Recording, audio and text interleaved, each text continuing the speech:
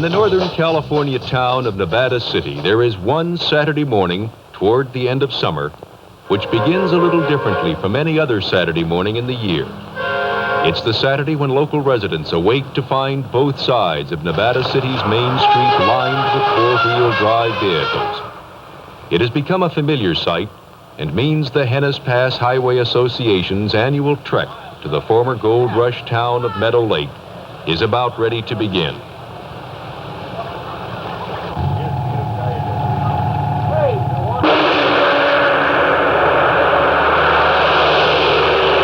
The days when travelers depended upon the Henness Pass Trail have long since faded into history, as has the town of Meadow Lake. And this is at least one reason why the trip into the rugged Sierra Nevada mountains is held each year.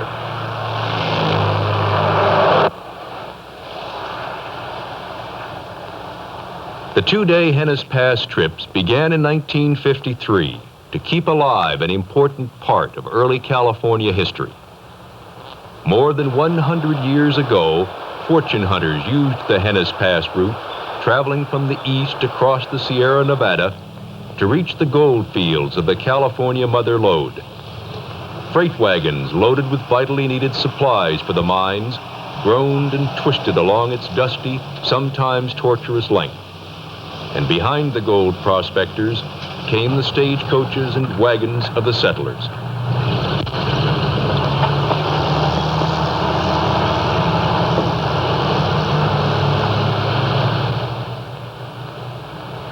The four-wheel drive vehicles moved north from Nevada City, over Purdom Crossing, through the mining town of Allegheny to Cornish Flat, once an important stage stop on the Henness Pass route.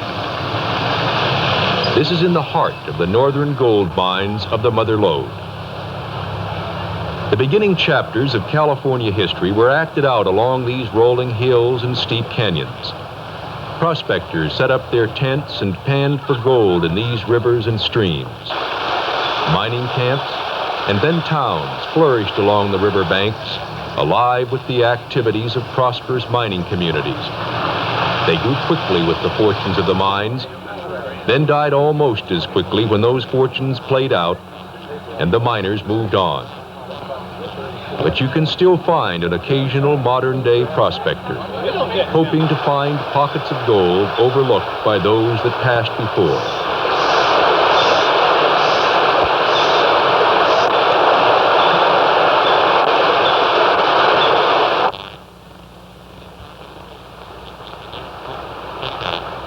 But traveling among the shadows of California's past is only one of the reasons for the growing interest in the annual Henness Pass outings.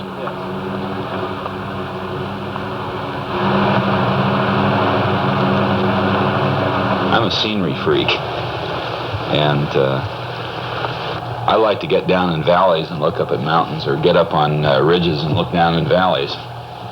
And I think it's good for the human perspective in one respect, because it really kind of reminds you how insignificant you are compared to a lot of things. It's like standing alongside a tall pine tree or a big redwood tree and realizing that you just don't happen to be the biggest thing around. It's an inspiring thing. It almost has it does have something of a religious quality to it. When you get out and you can see these things that have been created.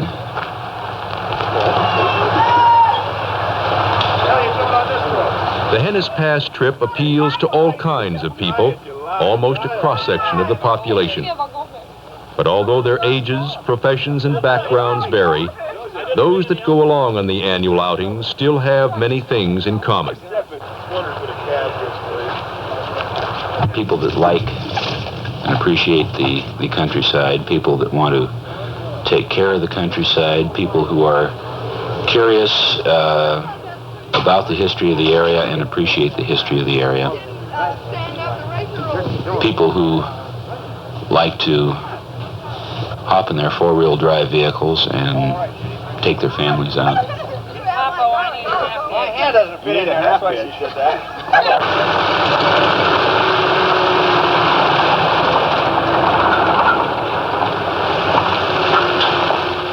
We have a total cross-section of vehicles. You'll find sometimes chrome-plated roll bars or chrome-plated gas cans or fancy paint jobs, but basically our association is not so much vehicle-oriented. We're totally historically and scenery and family-oriented.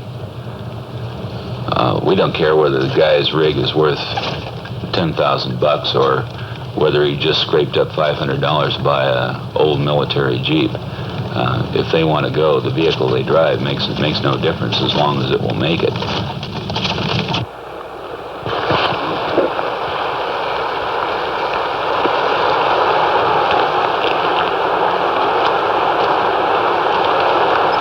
And often during the trip, there are services to perform. Fallen trees are cleared from the roads and trails, as are the discards of careless campers. Here, a young couple with their 18-month-old son had taken a wrong road and spent the last 24 hours hopelessly mired down in soft dirt.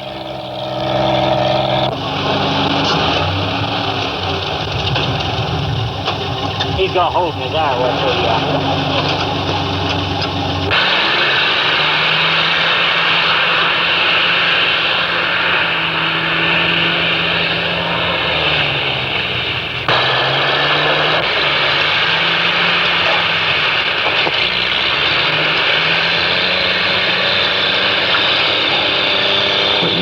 People who need help, and I think four-wheel driving, these people that have four-wheel drive vehicles are more prone to help. I also find that if you're in a Jeep, one Jeep driver always seems to wave at another whether you pass in town or on the highway.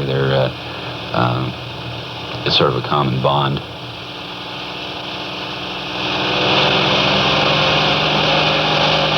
To travel the roads and trails of the backcountry in an open four-wheel drive vehicle is to be willing to accept the inevitability of getting dirty. On some stretches, the billowing clouds make driving with headlights switched on, even under a midday sun, a wise precaution.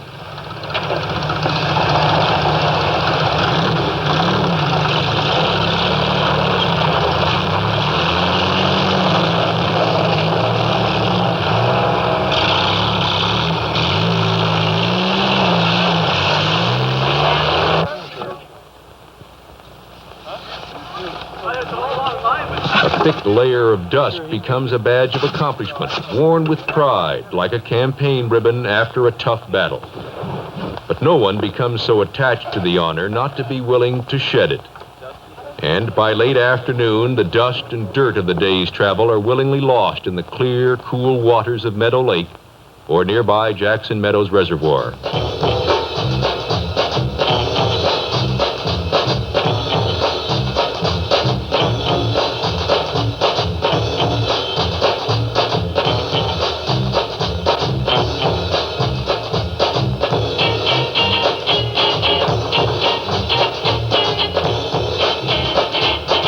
The beginning of the town of Meadow Lake was similar to the start of many gold mining communities in the West. Gold was discovered almost by accident. Word of the discovery passed quickly through the many mining camps in Northern California, and soon numerous prospectors were there hoping to find their fortunes. But from the start, the growth of Meadow Lake took an unusual direction. Gold was found not along a riverbed as was common, but instead in the granite rock of the surrounding cliffs. And based upon the richness of the first ore samples, a whole town, Meadow Lake, grew up quickly. During its peak, more than 5,000 persons lived and worked here. It consisted of more than 300 permanent homes and commercial buildings. But unlike the usual hodgepodge of buildings and roads that characterize most early mining towns, the streets of Meadow Lake were carefully laid out and named, the building sites precisely arranged and designated. And the far-sighted planners even set aside a section of town bordering the lake for a public park. Meadow Lake had all the typical establishments of other mining areas: general stores, saloons, hotels, barber shops, banks, and law offices. But unlike most of the others, Meadow Lake also had its own yacht club and a stock exchange. And all this before the gold mines had become fully operational, let alone profitable. Such was the level of optimism of the founders of Meadow Lake. But the gold did not pour from the mines according to plan. There was gold there, and lots of it, but it was trapped within the quartz of the granite ledges. And as hard as they tried, the miners could not find a way to separate the gold from the quartz at a price worth their labors. As quickly as Meadow Lake grew, it died. Soon its carefully planned streets and well-constructed buildings were empty. Only one man refused to leave. His name was Henry Hartley. Hartley was a book dealer from Philadelphia who had joined the great migration west. And it was his shovel which had uncovered those first traces of gold that marked Meadow Lake's beginning. He remained in the town he'd helped create long after everyone else had given up hope and left. Almost like a hermit, he continued to search for ways to force the surrounding hills to release their valuable prize. But he died before discovering the secret. And for some who make the annual trip to the site of the old town, a stop by Henry Hartley's grave is part of the visit. Hartley apparently was a person who had a desire, he had a dream, he stuck to it, and he didn't give up. And there are some of us who admire this. I'm sure that on the other side of the coin we could say, gee, he was awful stupid for sticking around. He should have gone on to some other place, but maybe he should have. But I do admire the guy, and every time I go up there, I go up to his grave for a few minutes, just to sort of say, you know, if this is the reason you did it, you're my type of guy. You know, if this is the reason behind it, I think you're a person I would have liked to have known. I admire the person who did it. It's like not turning back in the middle of the ocean in 1492, you know, sail on sort of thing. And it's been this attitude that has brought this world a lot of good things. But solemn moments like this are rare. Most of the time, there is an element of humor that pervades the activities of the Meadow Lake visit. At the evening meal, some use the traditional four-wheel drive method of eating.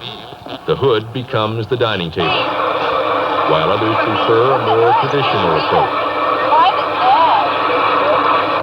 And the Jean, then comes the Mountain Red, right? Red Mountain. Red Mountain, I can take just a little bit of. Yeah, yes. We packed all of this. The town of Meadow Lake has a full set of municipal officials elected from among those who make the Henness Pass trip. They include city councilmen, a chief of police, and a mayor. And during the evening campfire, various town problems are discussed, such as the one brought up by the mayor, Bob Wyckoff. I have a note here that was just handed me from the United States Coast Guard. It says, attention, a Russian submarine has been sighted in Meadow Lake, so you skinny dippers, take it easy tonight. In a slightly more serious vein, a part of the evening is spent listening to those who have sort of made it a hobby, studying the history of Henness Pass and the town of Meadow Lake, like John Berryman. That Henry Hartley was its foremost citizen and founded the town of Meadow Lake, which originally, for a short period of time, was known as Excelsior, then as Summit City, and finally in 1866 incorporated as Meadow Lake. There was a lot of free gold found around on the ground, and the word spread to the Comstock lode over in Virginia City, Nevada. Many people thought that the lode was about to peter out and consequently came to the Meadow Lake area to settle. However, after the free gold ran out, the gold was found in rock, but there was something very unique about Meadow Lake. The gold found in the rock here was locked solidly with a lot of iron ore. And consequently, the mines which had once flourished began to dwindle because of this vein of what was known and termed after that as rebellious ore. It was the only rebellious ore ever found in the United States, and there was never a method found to separate the gold from the rock. very much. On the following day, Sunday, the return to modern civilization is over a much tougher route than the previous day. Instead of sticking to roads, the four-wheel drive vehicles head off on fire access trails and at times cross-country on a course they call, appropriately, the rough and tumble. Part of the trip passes through a series of secluded valleys where wild, waist-high grass grows. Early settlers harvested this grass to use for livestock feed during the severe winters. In one valley, an old makeshift hay press still stands, used a century ago to prepare the grass for storage. Frequent reminders of the colorful history of the area, like this, is typical of the Henness Pass Highway Association's annual trek to Meadow Lake. Well, you see the terrain, but you've got to put the placement and history in perspective, too.